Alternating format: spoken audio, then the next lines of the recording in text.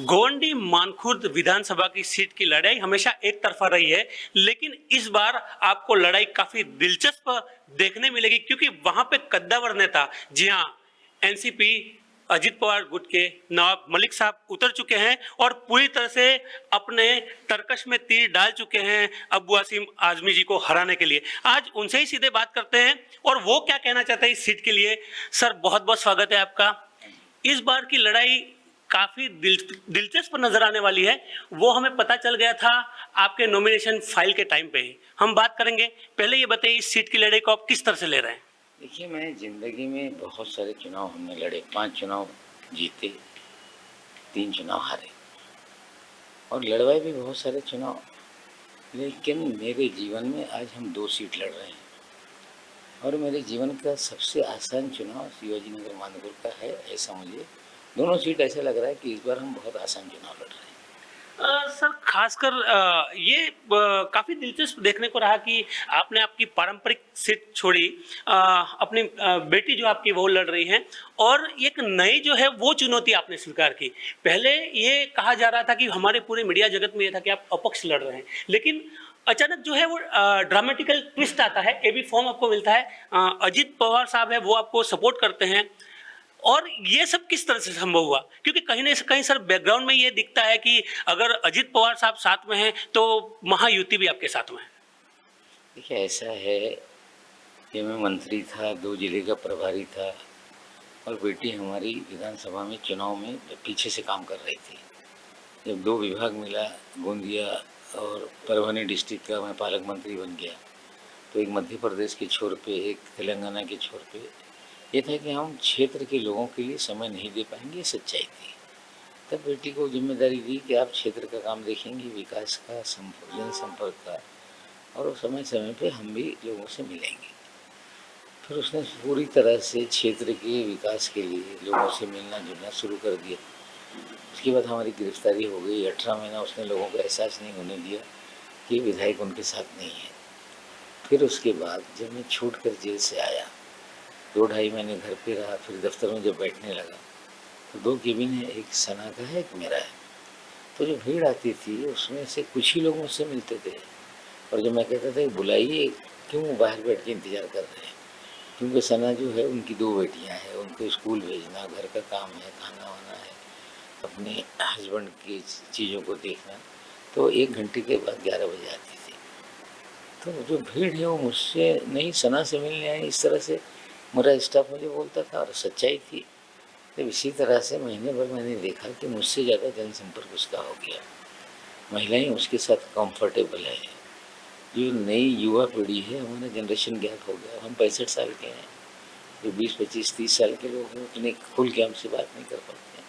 ये देखा कि मुझसे ज़्यादा संपर्क उसका है और जिस तरह से उसने हमारी गैर हाजिरी में कामों को किया, तो मैंने तय किया कि अब चुनाव हम नहीं लड़ेंगे, उसी को लड़ाएंगे। और मैं चुनाव लड़ना नहीं चाहता था, लेकिन लोकसभा के नतीजे के बाद लगातार शिवाजी नगर मानपुर के लोग मेरे घर आते रहे, दफ्तर आते थे। उसमें डॉक्टर थे, वकील थे, संस्था चालक, शिक्षण क्षेत्र में काम करने वाले, NGOs के लोग और आम जनता भी, रिलीजियस लीडर्स आते थे। तो उनका ये कहना था कि आप चुनाव यहाँ पे लड़ें। मैंने कहा कि मुझे ही क्यों लड़ाना चाहते हैं आप? बोले दूसरा कोई अगर लड़ेगा या तो खरीद लेगा या डरा देगा या कहीं से विदेश से भी धमकी आ जाएगी और आधे चुनाव में भाग जाएगा। मतलब फिर मैं तो बोले आप डरेंगे नहीं, हमें पूरा विश्वास है। तो लोगों ने कहा कि आप चुनाव हमारे यहाँ से लड़ें। अब सारी जानकारी मैंने ली क्यों ऐसा है। तो ड्रग सबसे बड़ी समस्या है, सबसे बड़ी समस्या गुंडागर्दी है, भय का वातावरण। कोई आदमी में हिम्मत नहीं है कि समाजवादी पार्टी के नेताओं के खिलाफ बोल दे। तो सारी चीज़ें मैंने देखी, सोशल मीडिया में सब चीज़ें अवेलेबल थी। ड्रग, दिन दहाड़े हत्या, औरतों के साथ अन्याय, सपा के कार्यकर्ता लाठी लेके धमकी देते हुए, सारी चीज़ें हमने देखी। फिर हमने तय किया कि चुनौती को स्वीकारेंगे और अजीत पवार जी से हमने उसी समय, जिस दिन MLC का चुनाव हो रहा था, पर्चा भरा, वोटिंग डाली जा रही थी, मैंने दादा फ्री बैठे थे, वोट डाल के आए। मैंने कहा देखिए, मैं एक नहीं 2 सीटें लड़ने वाला हूँ। एक तो अनुशक्ति नगर है, बेटी लड़ूंगी। बोले हाँ वो तो है ही, हम लोग भी जानते हैं कि वो लड़ेगी। अरे नहीं, मैं भी एक सीट है शिवाजी नगर की लड़ूंगा। जनता चाह रही कि मैं चुनाव लड़ूँ। तो आपके लिए परेशानी होगी, तो बेहतर है मैं दोनों सीटें मैं अपक्ष के रूप में, निर्दलीय के रूप में चुनाव लड़ूं। मैंने साफ किया, बोले बिल्कुल नहीं, 90,000 से डेफिसिट है जहाँ पे कौन लड़ने वाला है, वो सीट कोई मांग ही नहीं सकता है, आप दोनों सीट लड़ेंगे, उन्होंने शब्द दे दिया। फिर जैसे जैसे बातें सामने आने लगी कि बेटी बाप दोनों लड़ने वाले हैं, मीडिया में खबरें चलने लगी, विरोध होने लगा। फिर अजीत पवार साहब मेरे घर आए, उन्होंने कहा कि आपको लड़ना है, आप बिल्कुल हताश नहीं होना, आप लड़ेंगे। एबी फॉर्म अभी नहीं देते हैं, देखते हैं और कुछ कैसे चीज़ें आगे बढ़ती है। आखिरी दिन आप पर्चा भरें, हम एबी फॉर्म भेजेंगे।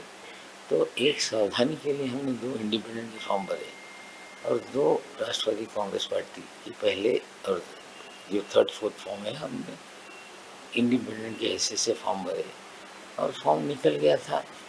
लेकिन समय पे अगर ना आए तो फिर पर्चा खारिज हो जाएगा, तो सावधानी के लिए इंडिपेंडेंट भी भरा गया था और 2:45 बजे एबी फॉर्म आ गया और 2:55 पे हमने उसे दाखिल कर दिया। हम चुनाव लड़ रहे हैं।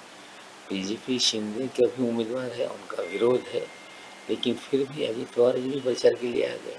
तो मुझे लगता है दादा में एक अलग तरह का वो है, वो हमारे संकट में हमारे साथ रहे। अब जब पूरी तरह से दबाव था सारे लोगों के कि ऐसे टिकट ना दिया जाए, टिकट भी दे दिया, प्रचार के लिए भी आ गए। और लोग, एक चुनाव नवंबर में एक व्यक्ति नहीं लड़ रहा है, पूरी जनता वहाँ पे लड़ रही है। और किसी दल या व्यक्ति के खिलाफ मैं नहीं लड़ रहा हूँ, वहाँ की गुंडागर्दी, ड्रग माफिया, दहशत, पूरी तरह से जो भी आप जाके देखेंगे अंदर कोई जाता नहीं है, रोड रोड से चलते हैं। अगर आप गलियों में जाएंगे तो बुरा हाल है लोगों का, लोग डर के माहौल में जी रहे हैं। जो थोड़ा भी कुछ उनके पास हो जाता है वो एरिया छोड़ के निकल लेते हैं। तो एक चुनौती भरा विधानसभा क्षेत्र है और चुनौती को हमने स्वीकारा है। ड्रग की तो परसों ही कार्रवाई बड़ी हमने पकड़वा दी, लोग अब जानकारी भी देने आ रहे हैं कि फला जगह हो रहा है, फला जगह हो रहा है, फला जगह हो रहा है। तो मुझे लगता है कि लोगों ने चुनाव हमारे हाथ में लिया है, अपने हाथ में हमारा चुनाव लिया है। बहुत अलग तरह का चुनाव है जो लोग समझ नहीं पा रहे हैं। जो हम तो नेता हैं, चुनाव बार बार लड़ते रहे, तो जब जनता चुनाव हाथ में ले लेती है तो अलग तरह का चुनाव होता है। इसलिए बहुत कठिन नहीं, आसान चुनाव। तो आप देखिए, मैं तो प्रचार 5 बजे के बाद शुरू करता हूँ और हमारे घर में संकट था, हमारे दामाद का एक्सीडेंट हुआ, 50 दिन तक वो वेंटिलेटर पर रहा, फिर आज से लगभग 15 दिन पहले उसका देहांत हो गया। तो पारिवारिक संकट था, घर में परेशानी थी, लेकिन चुनाव आसान है, ये सच्चाई है।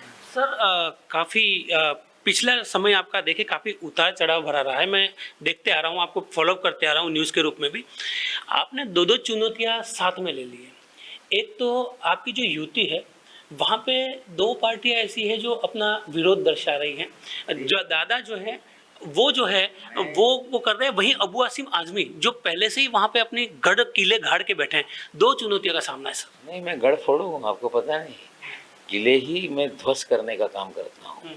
नेहरू नगर 1996 जब पहली बार जीता तो शिवसेना बीजेपी की सरकार थी, लोग कहते थे हमारा गढ़ है, किला है हमारा, तो किला और गढ़ को ध्वस्त करने की ही महारत हमारे पास है। बीजेपी या शिवसेना के समर्थन की हमें ज़रूरत नहीं, हम लोग तो अपने विचार के साथ हैं। हम यूपी के उम्मीदवार नहीं हैं, हम राष्ट्रवादी कांग्रेस पार्टी के उम्मीदवार हैं, अपने विचारों के साथ हैं। वाहियात राजनीति से हमारा कोई भी संबंध नहीं है। पूरी सभी दल मेरे खिलाफ हैं, यूपीए भी लड़ रही है, मतलब इंडिया अलायंस का पूरा धड़ा लड़ रहा है, जिसको महाराष्ट्र में एमवीए कहते हैं, वहाँ महायुति है, जो एनडीए है। तो ये सारे धड़े हैं। उसके अलावा छोटी छोटी भी पार्टियां हैं, एमआईएम भी लड़ रही है, कांग्रेस का कोई बागी भी उम्मीदवार लड़ रहा है, तो बहुत सारे लोग हैं। लेकिन इतनी बड़ी जीत होगी दोनों सीटों पे, इसका अंदाज़ा कोई लगा नहीं पा रहा है। सर आने वाले समय में मैं नवाब भाई को मंत्री के रूप में दे पाऊंगा क्या? शॉर्ट आउट हो जाएंगे ये मामले आपके जो युति में चल रहे हैं? मुझे मंत्री बनना ही नहीं है ज़िंदगी में, मैं तो 6 बार मंत्री रहा, मंत्री बनने की लालसा ही नहीं हमें। लेकिन ये बात सच है कि बिना अजीत पवार की सरकार नहीं बनेगी, और किस तरह से बनेगी, किन शर्तों पे बनेगी, अभी 23 तारीख आने दीजिए, तब पता चलेगा। आखिरी सवाल सर, बटेंगे और कटेंगे के मुद्दे पर आप क्या कहना चाहेंगे?